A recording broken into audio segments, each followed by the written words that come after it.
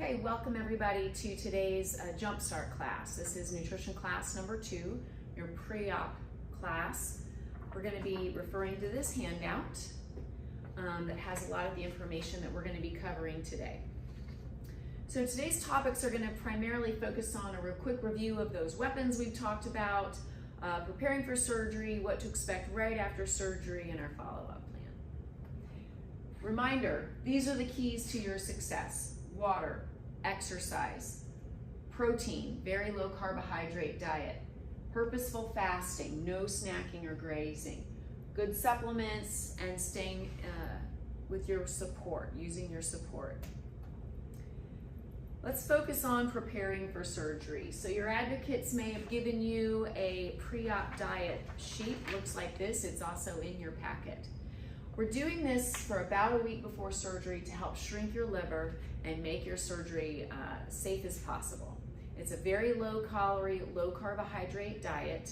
It's going to put you in ketosis. You're going to feel a little bit ill. Drink a lot of water. That will help you, and some electrolytes. That'll kind of help you feel a little bit better. Medications around surgery. It's important. Some of these medications you're on may have some changes right before and after surgery. So also in your packet today is this medication changes handout. So please refer to that. Your surgeon will give you any specific medical information that is pertinent just for you. In general though, some things to remember. After surgery, we want you to avoid non-steroidal anti-inflammatories. Aspirin, ibuprofen, Motrin, Advil, Naproxen, etc.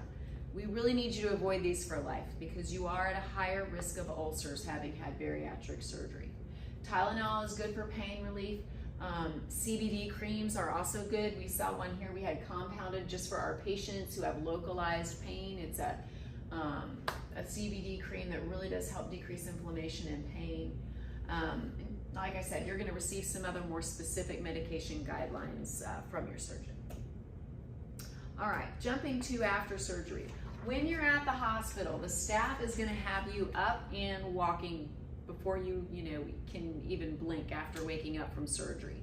We want you mobile and moving every couple of hours throughout your recovery time. Even at night, up every 4 hours, okay? We want you moving. We want to prevent blood clots. We want to reduce pain. And even after you go home, we're going to want you to continue that walking. Also in the hospital, they'll have some leg pumps on your legs that help pump blood through, again, just to prevent those blood clots. And they're going to start you on hydration, drinking tiny sips even right after surgery. Now, when you go home, that hydration stays the #1 priority, 64 ounces every day.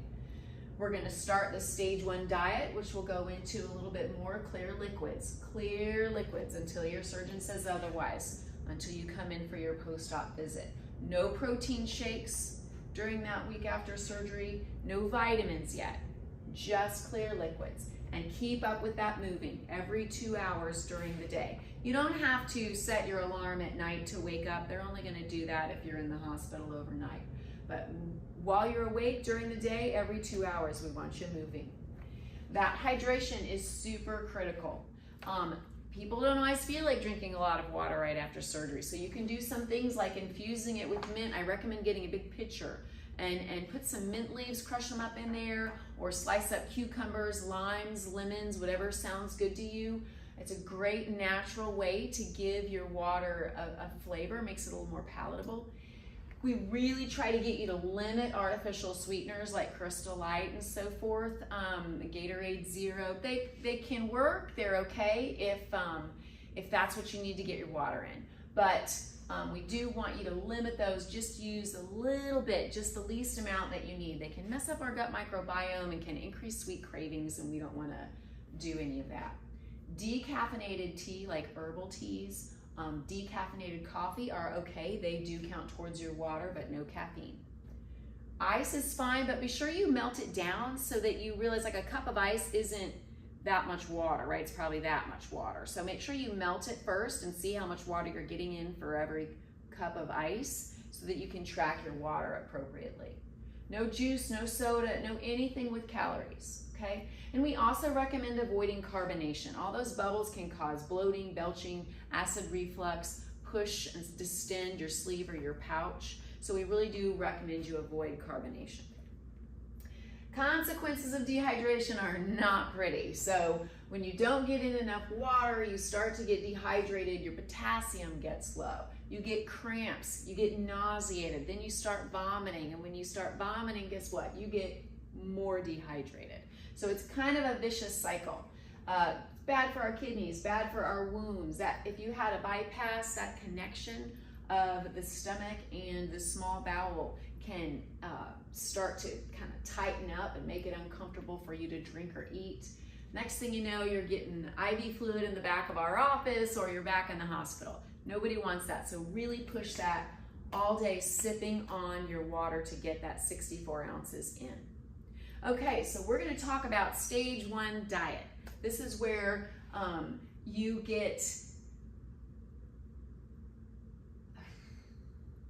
pause. Can we pause that? Let's pause that. Plug this in. I'm gonna clip this video. Okay. Okay, stage 1 diet. You're gonna follow your stage 1 diet. That's in today's handout at the very back. This is what you're gonna follow for this first week after surgery. So when you go home, this is what you're gonna be doing until you come back in for your post-op visit and get approval to move forward from your surgeon onto stage 2. So stage 1 diet, again, refer to this sheet. It's gonna be clear, sugar-free liquids, electrolytes 2 to 3 times a day. That can be some beef or chicken bouillon or vegetable. You can take the seasoning packet from the ramen, toss the noodles, but that seasoning packet can give some water, good flavor. 0-calorie sports drinks are okay as well. But just a reminder, we don't love artificial sweeteners, but we need to get those electrolytes in, especially in this first week when you're only on a liquid diet. So those are another good resource. We also sell a product called Thorn Catalyte, which is basically a bariatric version of a Gatorade. Gives you lots of good electrolytes and some magnesium as well. So you might consider purchasing that today. If you feel super hungry, we do carry a Bariatric Clearly Advantage protein. It's got 90 calories and a lot of protein. Only want you doing this if you really, really feel hungry and you really need some energy. If you do drink this, use it as a meal, just drink it one time, don't sip on it all day long, because again, it does have calories. No vitamins yet, no vitamins until you come back for your post-op visit, talk with your surgeon, and get approved to advance. Walking and other activity are very important. Walk, walk, walk, and walk some more. Keep up your routine. Do as much as you can. We don't want you lifting more than 30 pounds for the first 4 weeks, but otherwise we want you very active. You're able to go up and down stairs, all of that is fine. You can take a shower, but we don't really want you bathing or soaking in water until those wounds are completely healed. You shouldn't really need to do anything special to your incisions. They should heal on their own. Signs of infection might include redness, really tender, if there's fluid leaking out. Those are reasons why you would call us and let us know you're having a concern. Okay, critical symptoms. Call us immediately if you develop a fever of 100.5, worsening pain, unrelieved pain. If you're not passing gas or having bowel movements, that's a problem. We want you to let us know. Persistent nausea and vomiting, signs of infection of your wounds, any of those things happening, give us a call. If, however, you're developing chest pain or shortness of breath, we want you to call 911. Returning to work, typically for 2 weeks, you're typically going to feel pretty weak and tired. Some people feel okay to return to work in that second week, but most people need the full 2 weeks to recover. Jobs that have a lot of physical demands, lifting more than 30 pounds, etc., you may need a little additional time off of work. Our follow-up is going to be really important. We need to see you at that 1 week visit post-op. You got to see your surgeon, let him check you out, and you got to come here for that 3rd nutrition class where we're going to teach you about stage 2 and 3 diets and moving on. After that, we're gonna see you in 6 weeks, 3, 6, 12, 18 months, and then once a year from there on out. It's super important that you come and see us and let us monitor your blood work, your vitamin levels. Your primary care doctor is not gonna be checking all of the nutrition markers and vitamin levels that we are gonna need to be checking. Also, we need to make sure you're staying on track. We have seen it all. We have been doing this for 20 years. We can catch people at the beginning of derailing a little bit and get them back on track before weight regain starts happening. So please use us. We're a resource. We're here for you. Come in for your follow-up visits so we can monitor your weight loss, your diet, your labs, your habits, and we can partner with you long-term for this. People who do regular follow-ups are far more successful than those who don't. Obesity is a lifelong disease. And even though this surgery is going to help you get it under terrific control, you need to always be mindful of it. Stay on track, follow your weapons, come in for your follow-up.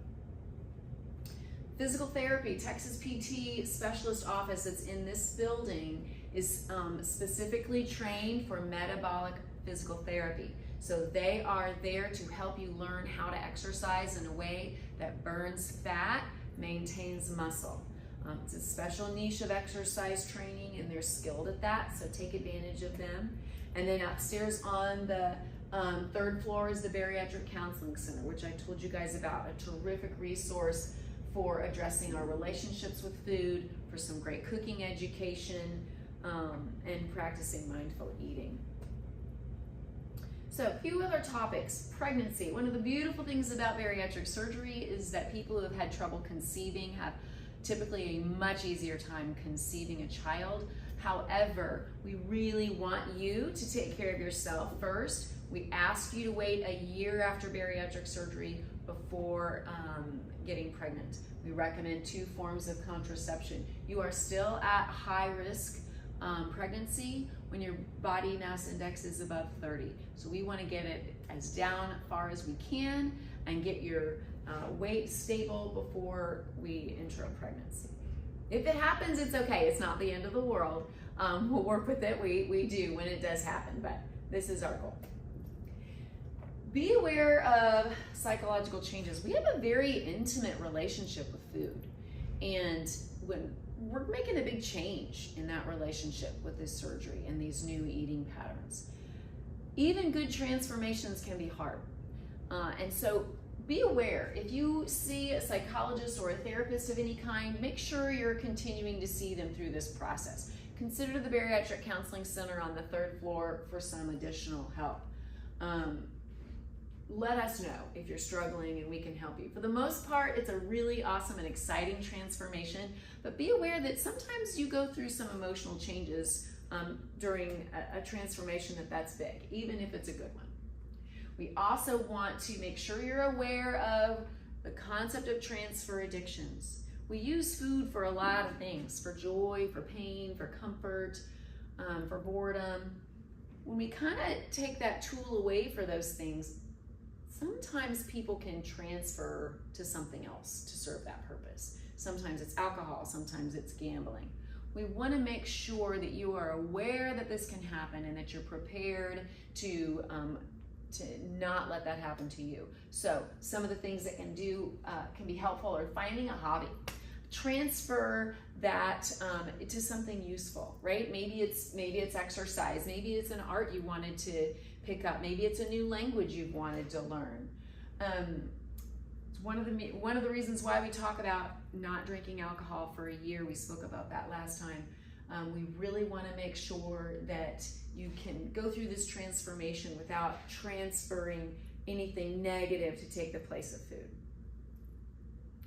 Constipation, this can happen after bariatric surgery. You're not eating a lot, you're not getting in a lot of fiber. We want you to focus on drinking that fluid, that 64 ounces of fluid. Being active also will help keep your gut moving. You can take fibers like benefiber or any sugar-free fiber. There's a Bariatric Advantage advanced fiber that we carry here that can be helpful. Start with 1 tablespoon twice a day and work up if you need it. Probiotics are strongly encouraged. There was a big study done out at Stanford that showed that patients who had had bariatric surgery who were on a probiotic over the course of 10 years significantly kept their weight off significantly better than those who were not on a probiotic. Be aware of the type of protein supplement you're using. So some forms of protein tend to cause constipation in some people more than others. Premier Protein, everybody loves it. It tastes good apparently, but it's also notorious for constipation. So that might be something you can play with or change if you're struggling with constipation. Anything over the counter really is safe for you to use for constipation, but be sure to let us know if these things aren't helping, because we may need to take a more proactive approach. The internet has all kinds of advice for you guys. I mean, everybody is so excited to share their experiences and tell you what worked for them. And there may be some good stuff on there, but I do ask you to keep in mind that we really do know what we're doing. We have done this, as I mentioned, a long time. And so our guidelines are proven. Trust them, use them. But we don't know everything, and we do learn all the time. So if you read something or learn about something that's different than what we've taught you, we just ask you to please bring it in, talk to us about it first before you adopt it. You can also email us at dietitian@sagebariatric.com, and our dietitian can get back to you, or you can write it down and talk about it with us at your follow-up appointments. And that is it for today. Make sure you've got your packet. Again, it goes over everything you need to know about what to bring to the hospital and what to kind of expect along the way.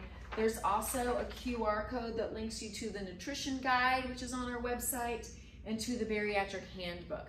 Those go into all of these things in much greater detail and are a good resource for you. QR codes should work, but just in case they don't, they're on our website under patient support, patient education. You'll have your medication list, your pre-op diet, and your stage 1 diet sheet here as well.